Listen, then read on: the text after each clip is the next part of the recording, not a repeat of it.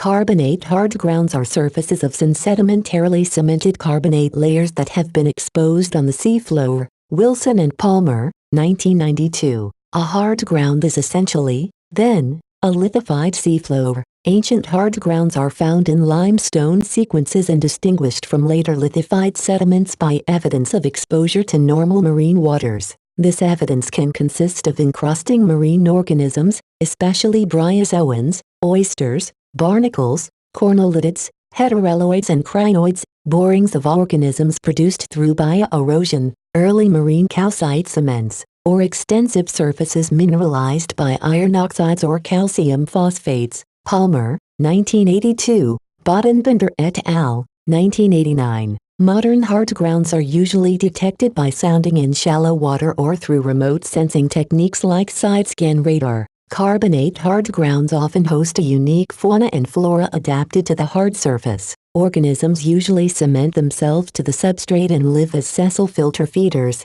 Brett and Liddell, 1982. Some bore into the cemented carbonate to make protective domiciles, borings, for filter feeding. Sometimes hardgrounds are undermined by currents which remove the soft sediment below them, producing shallow cavities and caves which host a cryptic fauna. Palmer and Fursich, 1974. The evolution of hardground faunas can be traced through the Phanerozoic, from the Cambrian period to today. Taylor and Wilson, 2003. Carbonate hardgrounds were most commonly formed during calcite sea intervals in Earth history, which were times of rapid precipitation of low magnesium calcite and the dissolution of skeletal aragonite. Palmer and Wilson, 2004. The Ordovician Silurian and the Jurassic Cretaceous systems have the most hardgrounds, sometimes hundreds in a single section, and the Permian Triassic systems have the least, usually none. This cyclicity in hardground formation is reflected in the evolution of hardground dwelling communities.